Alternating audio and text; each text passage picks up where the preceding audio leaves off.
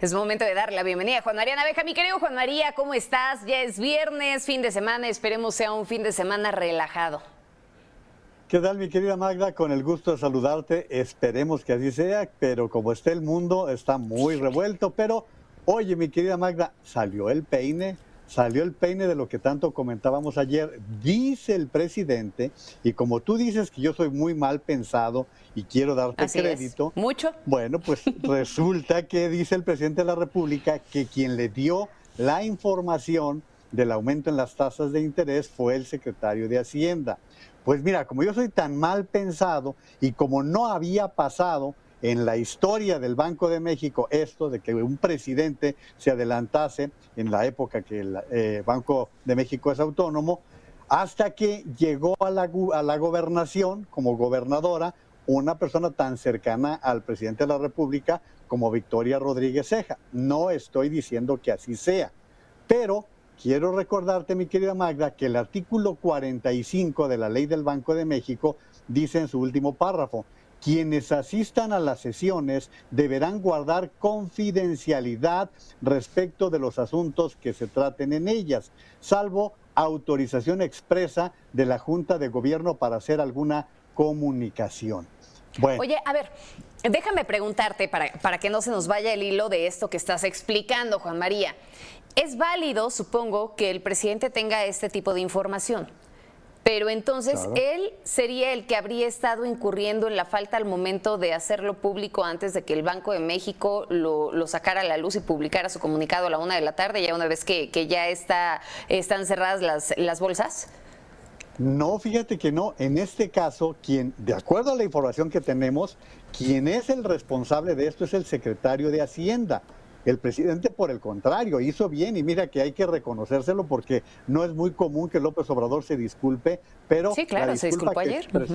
Sí, la disculpa que expresó en la convención bancaria ayer en Acapulco, pues es de reconocerlo, hay que señalarlo, pero aquí es donde soy yo el mal pensado, porque mira, la mayoría de los analistas que andan en Acapulco los tratan tan bien que les consientan y hasta les creen toda esa forma de ser de los banqueros que no suelen ser muy críticos en estas convenciones. Pero, a ver, ¿qué hubiera sucedido si la información trasciende que vino de parte de la gobernadora? Entonces la sanción iría directamente contra la gobernadora. En este caso debe haber algún extrañamiento, porque sí lo va a haber, a no dudarlo, con el secretario de Hacienda para decirle: usted no debió dar información, o de información, pero con la advertencia de que el presidente no lo hiciese público. O sea, Pero el presidente tiene derecho. ¿quién crees que realmente vaya a hacer ese extrañamiento? ¿El propio Banco de México? Mira, en el Consejo de Gobierno, el Consejo de Gobierno del Banco de México hay gente intachable.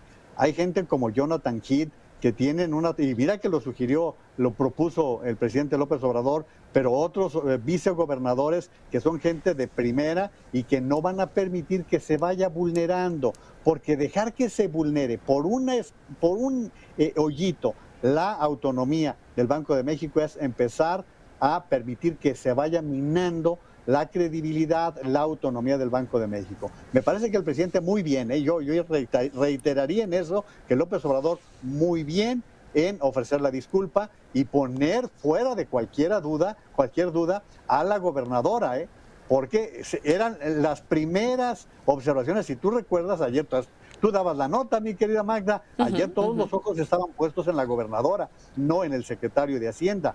El presidente de la República tiene derecho y puede solicitar toda la información. A lo que no tiene derecho es a lo que hizo ayer, porque causó un verdadero relajo con este anuncio que hizo por la mañana.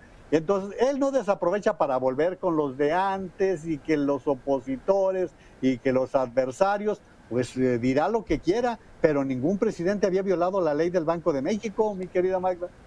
Oye, pero ¿no te parece que ya después de este reconocimiento que hace ya el presidente hoy en la mañana, ¿no? En donde ya cuenta prácticamente la anécdota y demás, ¿no te parece que ya en la forma en la que se está platicando ya se está minimizando un poco el hecho? Porque él lo decía, ¿no? Con este alarde mencionaba que, bueno, que la oposición había hecho un gran escándalo en torno a esta situación, que sí, que él se había disculpado, pero pues prácticamente es, bueno, ya me disculpé, no pasa nada, no hay más, ¿no? Sí y no. Sí, ¿por qué? Pues porque ya se sabía que venía un incremento entre el 50 y el 75 de puntos base, eso ya se veía venir, pero no sabemos a qué grado hubo movimientos, porque acuérdate, Magda, que vinimos de los tiempos de López Portillo, en que algunos, incluso algunos periodistas muy famosos, recibían información, cambiaban dólares y se llevaban una muy buena tajada. No sabemos hasta qué grado hubo un impacto por este anuncio que hizo el presidente de la República. Quizás allí hubo movimientos que pues no los podemos conocer porque pues están en esferas económicas que no es fácil de seguir los impactos que se van presentando. Aquí lo que tienes que tomar, ¿sí? Déjame interrumpirte en este punto, Juan María, porque lo que sí se sabía y lo que ya se estaba pronosticando es que esa tasa de interés del Banco de México iba a subir, ¿no? O sea, ya se veía, inclusive ya había algunas especulaciones sobre cuánto podría subir, que era justamente lo que anunció el presidente. O sea, eso también hay que señalarlo. Sí, tienes toda la razón, pero ya se veía venir que podría ser 50 puntos, porque 75 no parecía que Jonathan Heath podría ir hasta el 75, pero que por otro lado Gerardo Esquivel se quedara en 25. Entonces era la especulación entre los especialistas, entre la gente que sabe mucho de cómo se dan estas reuniones en el Banco de México. Entonces esa era la gran duda, pero aquí lo importante es el antecedente que va quedando y que no se debe repetir. El presidente lo deberá entender si es que de veras va a respetar el Banco de México. Insisto, Magda, lo que pasó ayer, hasta ayer en la tarde, antes de la disculpa, los ojos estaban puestos en la gobernadora del Banco de México, quien de alguna manera queda ya absuelta con este señalamiento a Rogelio Ramírez de la O, quien no tuvo la precaución de decirle, presidente, acuérdese usted que se anuncia hasta la 1 de la tarde. Y si tuvo la precaución, pues el presidente se brincó las trancas. Claro. Finalmente, pues así está la situación con el Banco de México. Ayer, ya cuando nos habías dejado, Juan María, nos mencionaba Pedro Tello un tema importante, ¿no? Y decía, más allá también de este asunto de la ilegalidad, de si se incurrió en una falta o no, hay que voltear a ver que siguen subiendo las tasas de interés y que va a haber un punto en donde los mexicanos les puede ser prácticamente incosteable el poder salir adelante de un crédito que se tenga en este momento, ¿no? Que es la otra cara de la moneda, que es también lo que se tiene que voltear a ver. Y bueno, por el otro lado, pues estas omisiones, estas violaciones a la ley que prácticamente ya se están convirtiendo en algo sistemático en nuestro país. Déjame irme a un tema que nos interesa mucho hoy, Juan María, y ese es el asunto del manejo que se está dando a los puertos. Platicamos hace un momento con la audiencia y le decíamos que era importante el recordar y el voltear a ver qué fue lo que pasó el año pasado cuando la CEMAR terminó asumiendo ya el control de los 117 puertos, ¿no? Estas infraestructuras portuarias y las aduanas.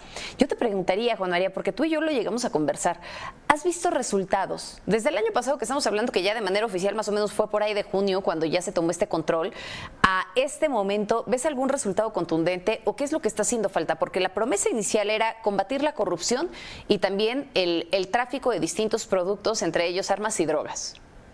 Como lo otro que comentábamos, hay dos lados. Un lado que es el buen crédito que tiene la Marina Armada de México, que desde que ha entrado en algunas actividades, por ejemplo, la lucha contra el narcotráfico, que el antecedente es de Felipe Calderón, es quien incorpora a la Marina en la lucha contra el crimen organizado. Y es un organismo que tiene un mejor crédito, inclusive, que la Secretaría de la Defensa Nacional. Es el de más confianza. Así es, y ha habido momentos en que ha habido una diferencia muy fuerte entre los secretarios de las dos áreas. Esa es la parte positiva, el buen crédito que tiene la Secretaría de Marina.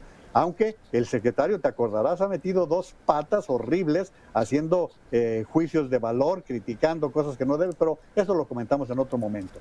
Pero la otra son las noticias que nos vienen de Estados Unidos. El principal problema que tiene México como país frente a Estados Unidos es el trasiego que viene de Asia de anfetaminas que son procesadas en laboratorios en México y que luego son trasladadas a Estados Unidos y que han provocado una gran cantidad de muertos, cerca de 180,000 personas que mueren por sobredosis de este tipo de drogas que en México son procesadas y enviadas a Estados Unidos. Eso no ha bajado, todo parece indicar que los grupos criminales siguen recibiendo el mismo flujo de materia prima que viene de Asia. Entonces, son las dos partes.